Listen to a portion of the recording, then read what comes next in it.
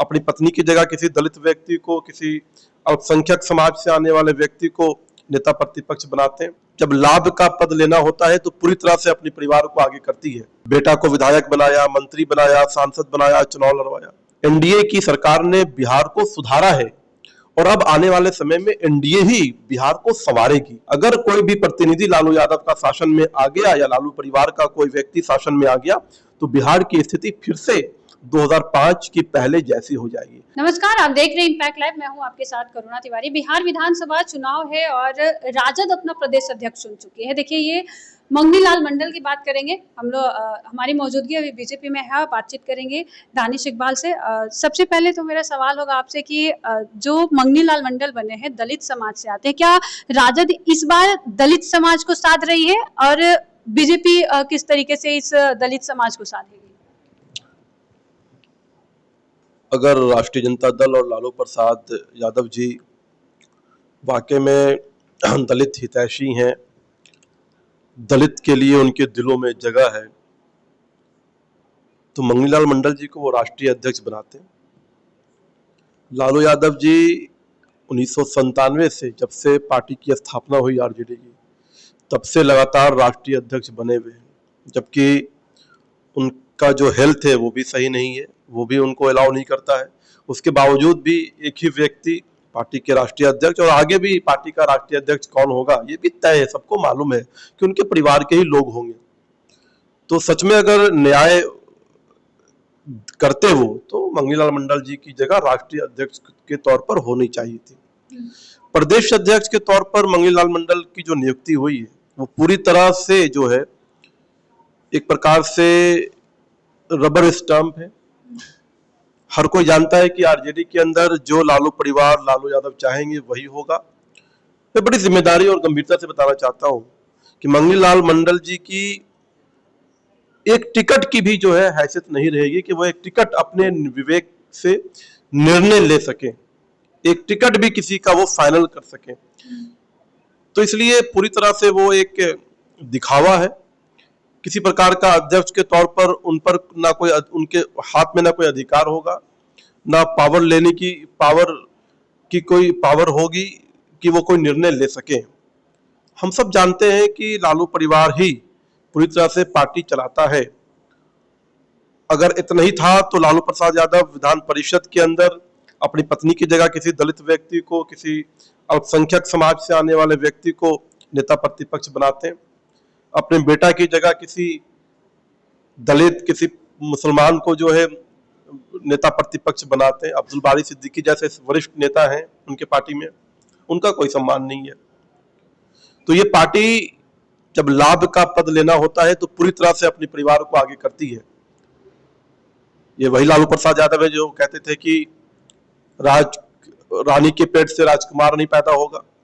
इन्होंने राजकुमार भी पैदा किया, रानी भी लेकर के आए, बेटा को विधायक बनाया, मंत्री बनाया, सांसद बनाया, चुनाव लड़वाया। तो ये पूरी तरह से पार्टी के लिए, अपने परिवार के हितों की रक्षा करने के लिए ये पार्टी है। तो कोई फर्क नहीं पड़ता है ये किसको प्रदेश अध्यक्ष बना रहे, जब पावर ही उनके पास नहीं होगी, जब शक्ति ही निहित नहीं होगी मंगनी लाल मंडल जी के पास, तो वो किसी प्रकार का कोई निर्णय नहीं ले पाएंगे। और Bharatiya Janata party cadre based party है। 1997 से लेके अब तक आरजेडी का मात्र एक अध्यक्ष, और अगर हम 98 से बात करें और अब तक, चाहे वो प्रदेश अध्यक्ष के तौर पर भारतीय जनता पार्टी का अनेकों चेहरे आए और बदलते गए। एक कार्यकर्ता उठा और प्रदेश अध्यक्ष बना, फिर दूसरे कार्यकर्ता को मौका मिला भारतीय जनता पार्टी के अंदर। अगर राष्ट्रीय स्तर पर देखिए तो राष्ट्रीय अध्यक्ष के तौर पर भी जो है 98 से लेकर अब तक 15-20 से ज्यादा जो है राष्ट्रीय अध्यक्ष आए, बदले। कोई एक परिवार की छाप नहीं है, वंशवाद की छाप नहीं है। कार्यकर्ता जो भारतीय जनता पार्टी के विचारों को समझता है, पार्टी के लिए कार्य करता है, उसको पार्टी राष्ट्रीय अध्यक्ष बनाती है। अगला राष्ट्रीय अध्यक्ष कौन होगा जगत प्रकाश नड्डा जी के बाद कोई नहीं जानता है। बिहार में दिलीप जायसवाल जी के बाद अगला प्रदेश का अध्यक्ष कौन होगा कोई नहीं जानता है, क्योंकि ये जो कैडर बेस्ड पार्टी है, भारतीय जनता पार्टी की अपनी एक संगठनात्मक संरचनाएं हैं, अपनी एक कार्यशैली है। तो हमारा कोई कंपैरिजन प्राइवेट लिमिटेड पार्टियों से हो ही नहीं सकता है, क्योंकि हम इनसे बहुत अलग है और बहुत ऊपर है। तो इसलिए भारतीय जनता पार्टी में कोई भी समाज, कोई भी वर्ग का व्यक्ति भारतीय जनता पार्टी में निष्ठा रखता है भारतीय जनता पार्टी के विचारों को समझता है, भारतीय जनता पार्टी उसे आगे करती है, चाहे वो दलित समाज के हो या किसी भी समाज के व्यक्ति हो। भारतीय जनता पार्टी में सबको सम्मान मिलता है और कोई भी व्यक्ति, दरी बिछाने वाला व्यक्ति, पोस्टर लगाने वाला व्यक्ति जो है भारतीय जनता पार्टी में सर्वोच्च पद पर बैठ सकता है। अच्छा, पोस्टर लगा हुआ है राजद की तरफ से, उसमें नीतीश कुमार प्रधानमंत्री और दोनों उप मुख्यमंत्री को खटारा गाड़ी में बैठाए हुए दिखाया जा रहा है और वही तेज नेता प्रतिपक्ष तेजस्वी यादव को दिखाया जा रहा है कि वो एक बेहतरीन सेवा दे रहे हैं और काफी अच्छा बस है, जिसमें आप लोग मतलब डबल इंजन की सरकार को खटारा बताया जा रहा है।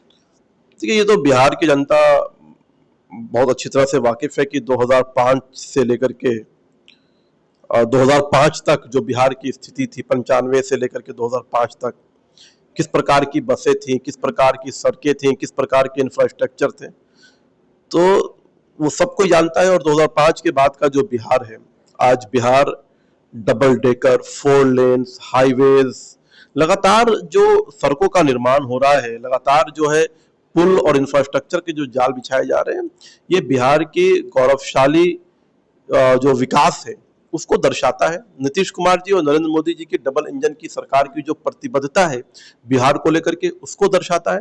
तो 2005 के पहले का बिहार और 2005 के बाद के बिहार में बहुत फर्क है। अब हम तेजी से, एनडीए की सरकार ने बिहार को सुधारा है और अब आने वाले समय में एनडीए ही बिहार को संवारेगी।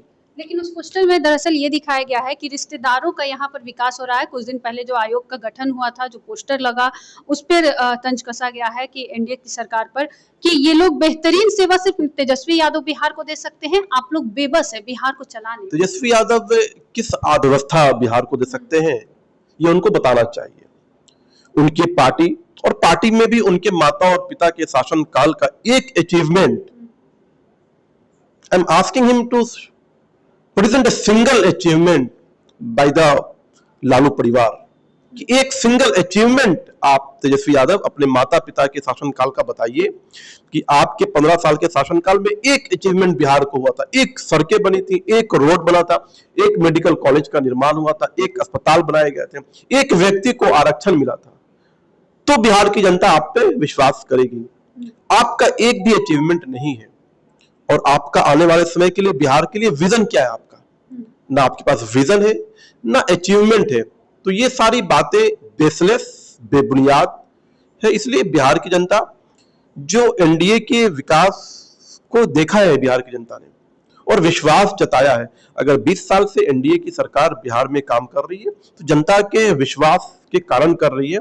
जनता के आकांक्षाओं और आशाओं पे खरा उतरा है एनडीए का नेतृत्व, इसलिए जनता ने 20 सालों तक मौका दिया और पूरा विश्वास है कि आगे भी आने वाले समय में बिहार की जनता ये जानती है कि किसी भी प्रकार से लालू प्रसाद यादव का परिवार या उनका कोई भी प्रतिनिधि को शासन में नहीं लाना है। अगर कोई भी प्रतिनिधि लालू यादव का शासन में आ गया या लालू परिवार का कोई व्यक्ति शासन में आ गया तो बिहार की स्थिति फिर से 2005 की पहले जैसी हो जाएगी। तो इसलिए बिहार विकास की ओर बढ़ेगा। जो डेवलपमेंट है उसको कैसे एनडीए बढ़ाएगी, ये पूरा विजन हमारे पास है। हम चुनाव में अपने रिपोर्ट कार्ड और आने वाले समय के लिए जो विजन है वो लेके जनता के बीच में जाएंगे और जनता फिर से एक बार डेवलपमेंट जो सरकार कर रही है उसको चुनेगी। चलिए, देखिए, इस बार बिहार विधानसभा चुनाव है और एनडीए की सरकार जो है ये बहुत बेहतरीन करेगी, ऐसा कहना है दानिश इकबाल का। क्या कुछ हो रहा है चुनाव में, बड़ा ही दिलचस्प होगा देखना। इस खबर पर आपका क्या कहना, अभी हमारे साथ साझा करें। देखते रहे इम्पैक्ट लाइव। सहयोगी राहुल के साथ मैं करुणा तिवारी।